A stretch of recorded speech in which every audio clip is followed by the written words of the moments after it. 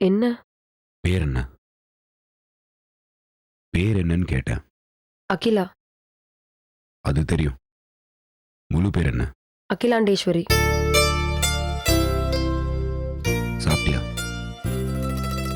உன்கிட்ட தான் கேட்கிறேன். சாப்பிட்டியா? ம். மணி 11 ஆச்சு. சாப்பிட்டு தூங்காம ஏன் மூலையில் உட்காந்துருக்கேன்? இல்ல, தூக்கம் வரல.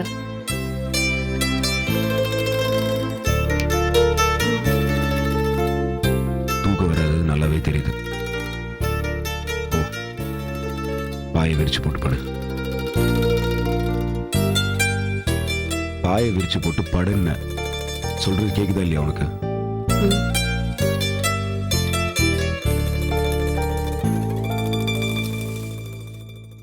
என்ன பண்ற? அங்க எதுக்கு பாய் விரிச்சிட்டு இருக்க? ஃபேன் இங்க தானே ஓடுது. இங்க போட்டு படுத்துக்க. எல்லாத்தையும் 2 தடவை சொல்லுமா உனக்கு? பாயை போட்டு படுன்ற.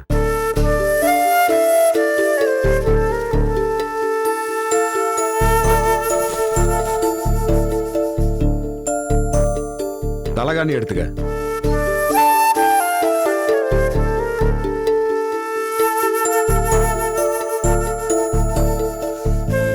போய் படு.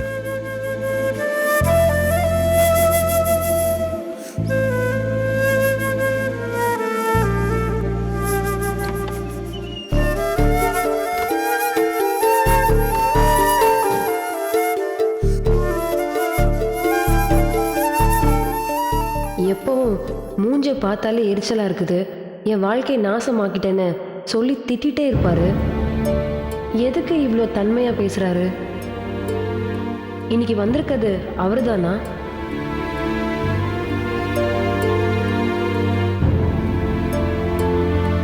ஏய், இன்னும் எதுக்கு தூங்காம முழிச்சிட்டு இருக்கிற நீ? படுத்து தூங்கு. லைட் அமுத்திரு. லைட் எரிஞ்சிட்டு இருந்தா எனக்கு தூக்கம் வராது.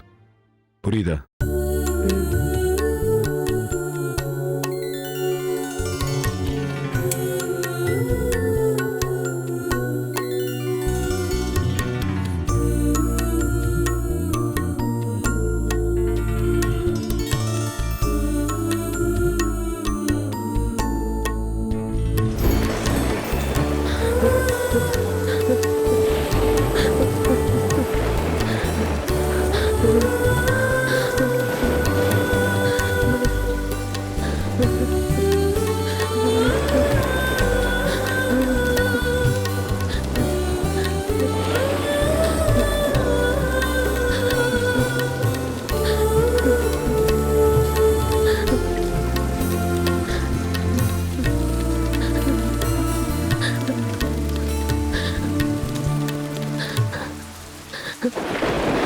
ஏய்,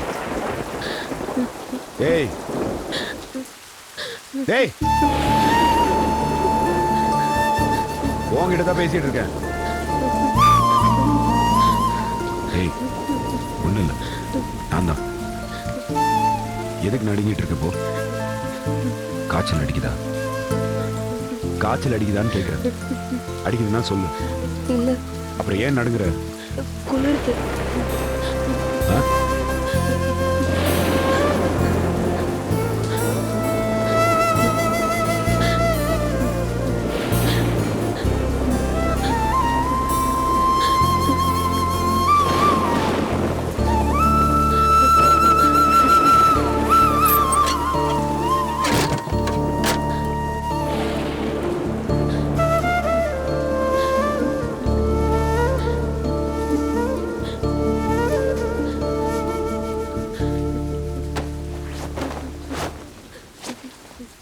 இந்த போத்தி படுத்துக்க.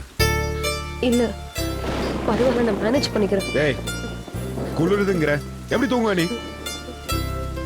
மேனேஜ் பண்ணிக்கலாம். இந்த புடி.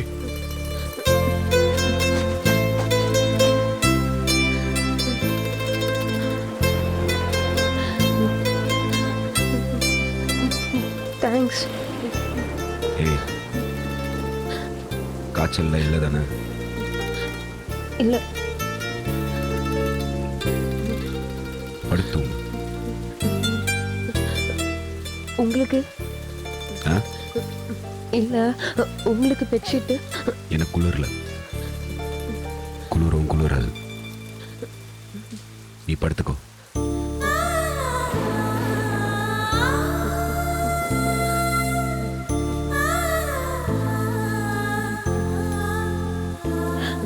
இவ்வளோ நல்லா பேசுறாரு. இதுக்கு முன்னாடிலாம் ஏன் இப்படி நடந்துக்கிட்டாரு? இதுல எது உண்மை? இதுவா அதுவா? இத்தனை நாள் எரிஞ்சு விழுந்துட்டு இருந்த அவரு உண்மையானவரா, இல்ல இன்னைக்கு நார்மலா பேசுறாரு இவரு உண்மையானவரா? ஒரே குழப்பமா இருக்கே.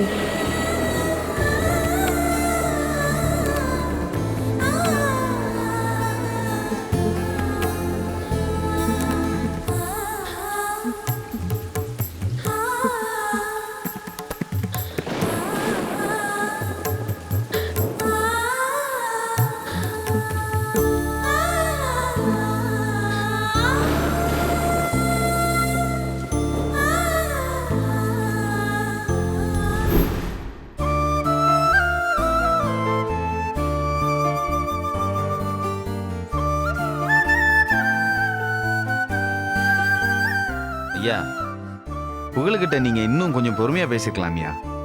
திடுதுப்புன்னு திட்டி விட்டீங்க. அவன் சங்கடம் பற்ற போறான். என்னது பொறுமையா பேசுறதா? இப்ப பேசுனது கம்மிங்கிறேன் நானு.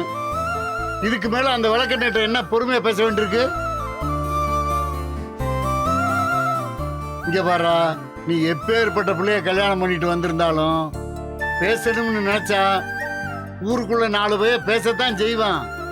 ஆனா உன் பொண்டாட்டி மேல நம்பிக்கை வைக்கிறது யாரு? நீ தானே. அந்த பிள்ளைக்கு ஆறுதலா இருக்க வேண்டியது யாரு? அவன் தானே. ஏதோ படிச்ச பையன் எல்லாத்தையும் புரிஞ்சுக்கிட்டு குடும்பத்தை நல்லபடியா நடத்துவான்னு பார்த்தா தினமும் தண்ணியை போட்டு வந்து சலம்பல் பண்ணிக்கிட்டு இருந்தா எம்பிட்டு நாளைக்குடா நானும் பொறுமையா இருக்கிறது? உண்மையை சொல்லணும்னா அப்பா தான் இத்தனை நாள் கோவப்படக்கூடாதுன்னு என்னை தன்னை கட்டி வச்சிருந்தாரு. இல்லாட்டி என்னைக்கோ நான் என்னன்னு கேட்டிருப்பேன். பொறுமைக்கு ஒரு எல்லை இருக்கா இல்லையா? அந்த புள்ள பாவம் ஏற்கனவே நொந்து போய் கிடக்கு. இதுல இவன் வேற இப்படி பண்ணிக்கிட்டு இருந்தானா? இதுக்கெல்லாம் ஒரு முடிவு வேண்டாமா? ராசத்துறை கிட்ட நாம என்ன வாக்கு கொடுத்து பொண்ணை கட்டிட்டு வந்தோம்? எங்க வீட்டுல எல்லாரும் இருக்கோம், நாங்க பாத்துக்குவோம், புகழ் உங்க பொண்ணை நல்லா பாத்துக்குவான், நீ ஒண்ணும் கவலைப்படாதன்னு சொல்லி சத்தியம் பண்ணி தானே இந்த பொண்ணை கூட்டிட்டு வந்தோம். இப்ப பொண்ணை கூட்டிட்டு வந்ததுக்கு அப்புறம் நிலைமை தலைகீழ மாறி இப்படி கொடுமைப்படுத்தினா அந்த தப்பு நம்ம குடும்பத்து மேல தானே வந்து சேரும். நீங்க அவனை திட்டுனதுல தப்பே இல்லப்பா. வெற்றி மலர பாத்துக்கிட்டது மாதிரி அவனும் இந்த பிள்ளைய நல்லா பாத்துக்குவான்னு நினைச்சது தானே தப்பா போச்சு.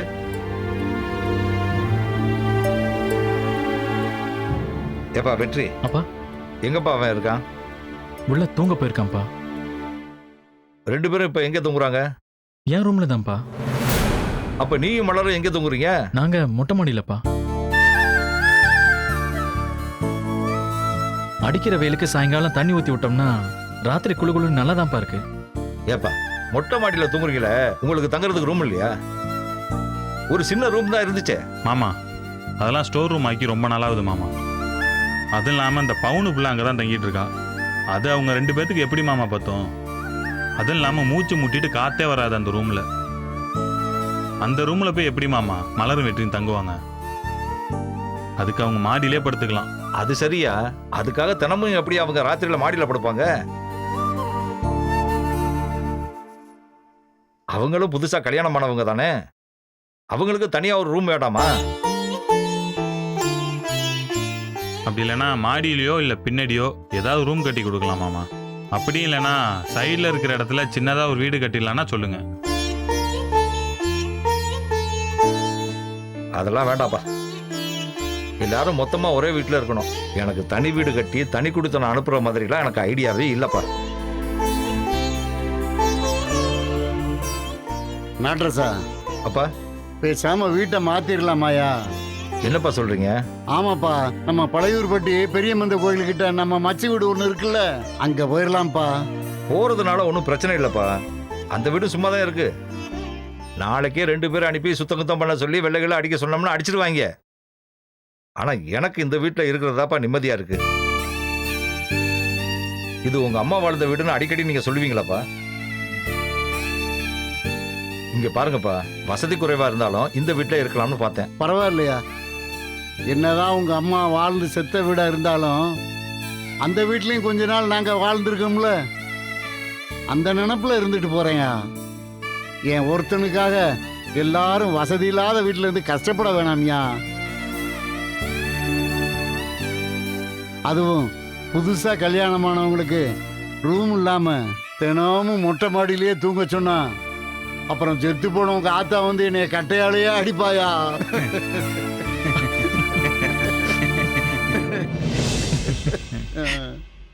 எல்லாருக்கும் வசதியா இருக்கணும்னா நம்ம பழையூர்பட்டி வீட்டுக்கே போயிடலாம்யா.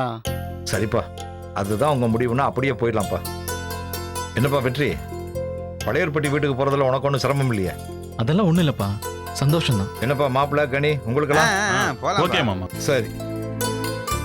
நீங்க 2 பேரும் நாளைக்கு பழையூர்பட்டி வீட்டுக்கு போய் அங்க என்ன வேலை இருக்குன்னு பார்த்து சுத்தங்கத்தம் பண்ணி வெள்ளை அடிக்கிற வேலையை பாருங்க. சரிங்கப்பா, பாத்துக்கிறோம். சரிங்க மாமா. இப்போ வளர்ப்பிறதான்னு நினைக்கிறேன். ஒரு நல்ல நாளா பார்த்து புது வீட்டுக்கு போயிடலாம். என்னடா கனி? சரிங்கப்பா, நாங்க பாத்துக்கிறோம். அப்பா, சொல்லுப்பா. வீடு மாத்துறது இருக்கட்டும்பா, அம்மாவை எப்போ கூட்டிட்டு வரலான்னு இருக்கீங்க? மலர் போய் அம்மாவை பார்த்துட்டு வந்து உங்ககிட்ட கூட்டிட்டு வர சொல்லி சொன்னாங்களாப்பா. அதுக்கு நீங்க என்ன முடிவு பண்ணிருக்கீங்க? இப்படி விட்டு வச்சிருக்கிறது நல்லா இல்லப்பா. அம்மாவை போய் சீக்கிரம் கூட்டிட்டு வாங்க. அவங்களும் சாப்பிடாம கொள்ளாம தினமும் அழுது கஷ்டப்பட்டுக்கிட்டு இருக்காங்க. தயவு செஞ்சு எனக்காக கொஞ்சம் விட்டு கொடுத்து அம்மாவை கூட்டிட்டு வாங்கப்பா. என்னையா யோசிக்கிற? சரிப்பா, நாளைக்கு போலாம்ப்பா. நாளைக்கு நேர்ல போய் கூட்டிட்டு வந்துடலாம். ஐயா பெரியமந்த, உன் அருளால எல்லாம் நல்லபடியா நடக்கணும்யா.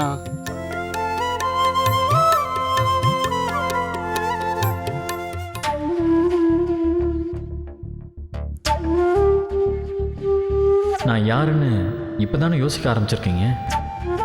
அதுக்கான விடைய உங்களுக்குள்ள நீங்களே தேடுங்க. ஒரு நாள் உங்களுக்கு விடை கிடைக்கும். அதுதான் நான். பொறுமையாரு, வாழ்க்கை சரியாகும் சொல்றதுக்கு உனக்கு என்ன தகுதி இருக்கு? அவரு கூட நீ என்னைக்காவது முகம் கொடுத்து பேசிருக்கியா? அட்லீஸ்ட் நீ அவரை புருஷனாவது ஏத்திருக்கிறியா?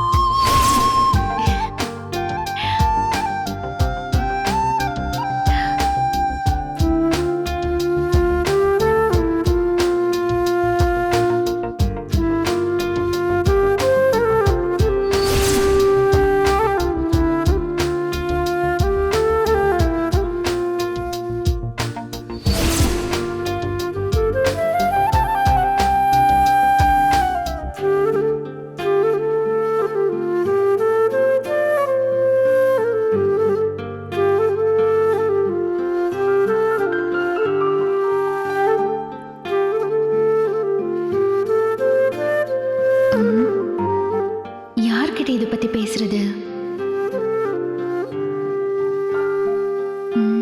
ஒருவேளை வெண்ணிலா கிட்ட கேட்டா சரியா இருக்குமோ?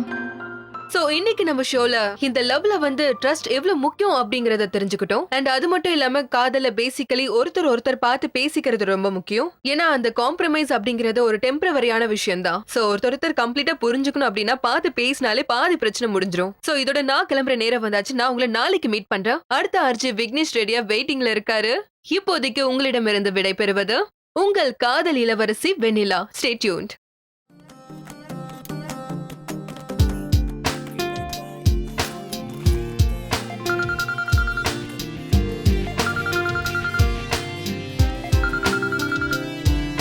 ஹலோ வெண்ணிலா, ஏய் மலர், எப்படி இருக்க?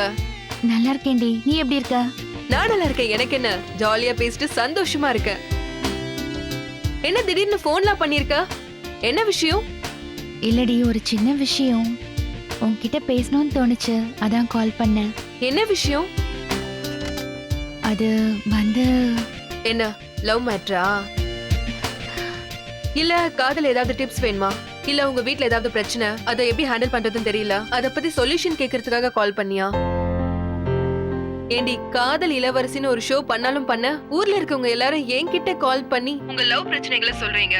எனக்கே என் லவ்ல எவ்வளவு பிரச்சனை இருக்கு தெரியுமா? இருந்தாலும் ஷோல அனுசரிங்க, ஒருத்தருக்கு ஒருத்தர் விட்டு கொடுத்து போங்க, பரவாயில்ல அட்ஜஸ்ட் பண்ணிக்கோங்கன்னு அதையே சொல்லி என் பொழப்ப ஓட்டிட்டு இருக்க.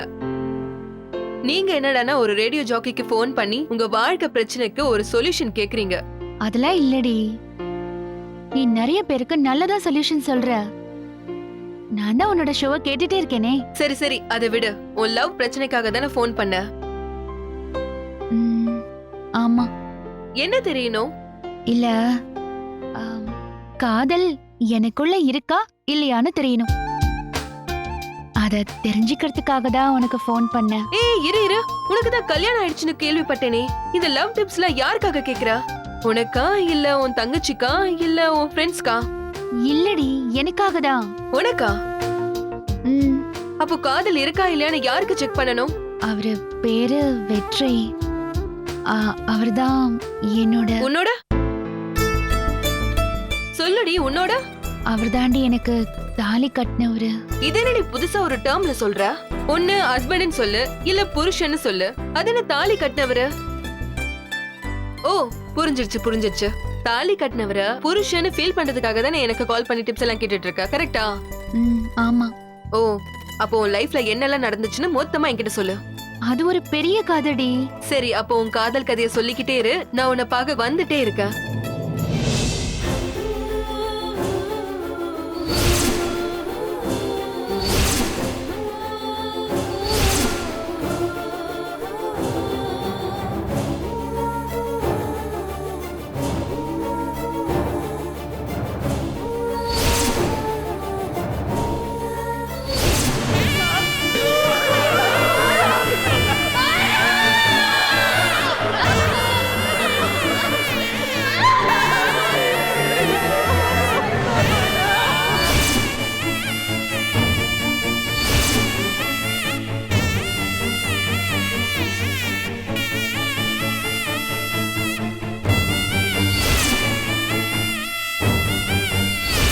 காலம் புறா தனியாவே இருந்து செத்து மண்ணோட மண்ணா மக்கி போவனே தவிர உன் கூட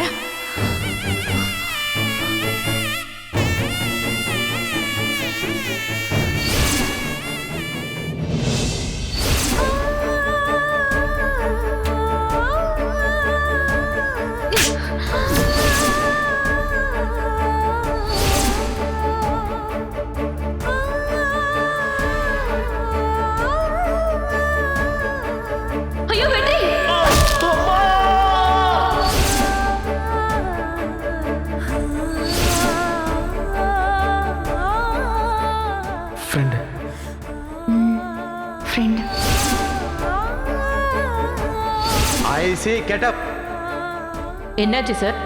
விட்டு மேடம், இவளோட டீடைல ஹெட் ஆபீஸ்க்கு அனுப்புங்க. இனிமே இந்த பொண்ணு எந்த எக்ஸாமுக்கும் அப்பியர் ஆக விடாம பண்ணிருங்க. ஒரு நிமிஷம்.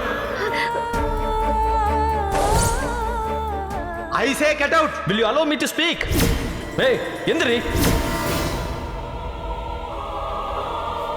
மரியாதையா வெளியிடு. கீழே வை.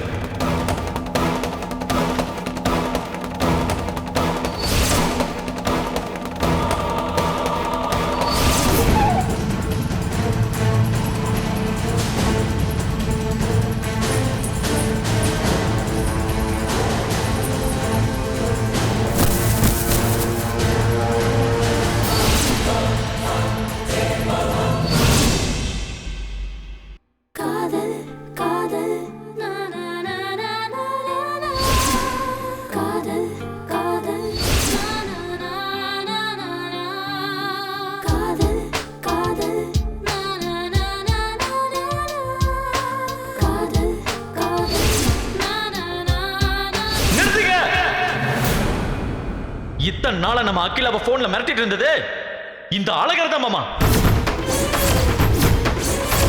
இப்படிப்பட்ட ஒருத்தன் நம்ம அகிலா கழுத்துல தாலி கட்ட கூடாதுன்னு சொல்லதான் நான் இந்த கல்யாணத்தை நிப்பாட்ட சொன்னேன்.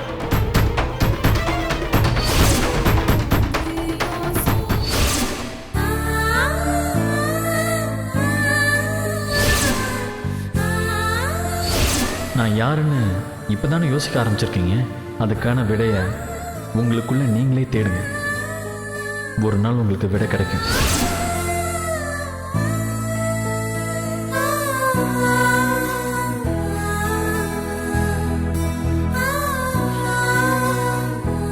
அப்போ லைஃப்ல இவ்வளவு விஷயம் நடந்திருக்கா?